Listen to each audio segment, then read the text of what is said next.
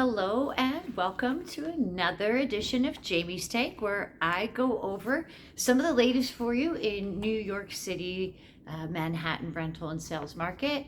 And today I'm going to be going over the most recent data, which is the August data for rentals and what those trends are.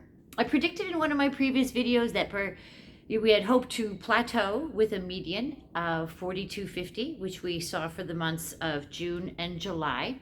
Now we are talking median price, which means if we lined up all the rents in a row and we picked the one in the middle, that would be the median rate, which is a little bit different than average, which would be adding up all the numbers and dividing by how many rents you have. So we tend to focus on the median as our metric. So historically speaking, August is the busiest month for New York City's rental market. And typically we see that rents and leasing activity climb during this month. And that is, again, true for the month of August. Because pricing has risen so high, I think it's possible that tenants are definitely trying to postpone, committing to a rental for as long as possible in the hopes for market changes in their favor. The rising vacancy rate is a little bit up, actually kind of noticeably. And that's a sign that some renters might have reached their breaking point financially with the median and or average rent that we have been seeing in the city. So when owners are boosting their rents, they're going to see a concomitant raise in the number of empty units. So those go hand in hand. So it's important to note that August marks the end of the traditional busy season for rentals. So when winter and fall are approaching for us, we might be seeing different changes in the coming months. So let's have a look at the data for August. Yes, is it a little bit late? Yes.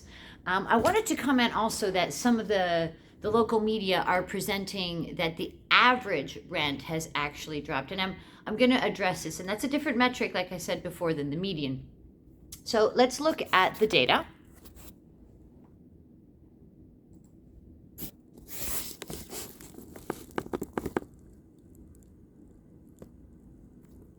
All right. So in the month of August, we definitely saw an increase in the number of leases signed as opposed to the month prior. The month prior was 4,500, and we had an increase up to 5,385. That is very definitely an increase. Like I said, again, August is one of our busiest months for rentals. I would say that there has been an increase in leases signed in doorman buildings and non-doorman alike. Now, if we take a moment to look at this very important metric, the median rent. Okay, so overall, regardless of building type, you have 4360, which is up from 4250 the month prior. Now, in doorman buildings, the median is 4,900. And in non-doorman buildings, the median for all of them across the board is 3,500. Now, if we look at the average, okay, the average doorman apartment in the city, regardless of size, is 6,000. And in non-doorman the average is 4,400. So when the reports are saying, in the newspapers that there is a decrease in the average price, well, yes. This number, the average doorman price, was $62.25 the month prior. So yes, there is a drop in the average price. And in the other category, in the non-doorman, this average actually increased. Okay. So let's also look, it's pretty predictable that you're going to see that the average rent by bedroom increases for a student. This is irrespective of doorman or non-doorman type. Let's also look at the number of active listings. For the month of July, there was 5,300, so there is an increase in the number of active listings. It's been fairly consistent across the board.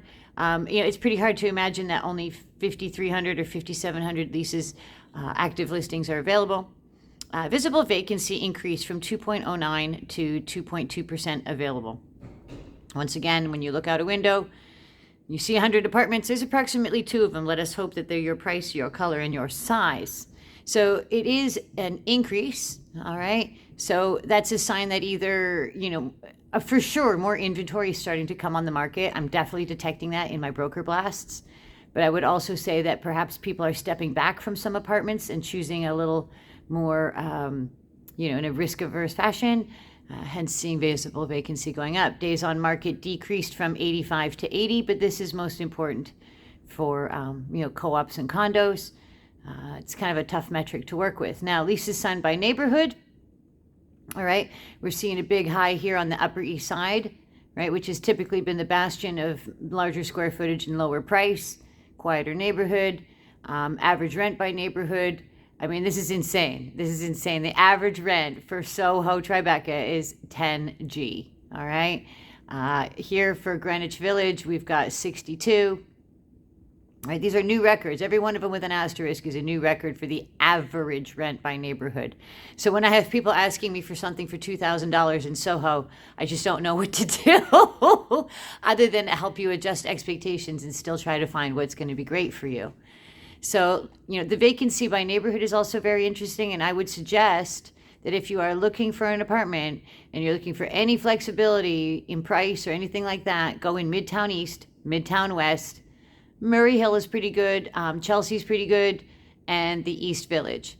Once again, in the neighborhoods that have the lowest percentage available vacancy, we are seeing some of these highest prices.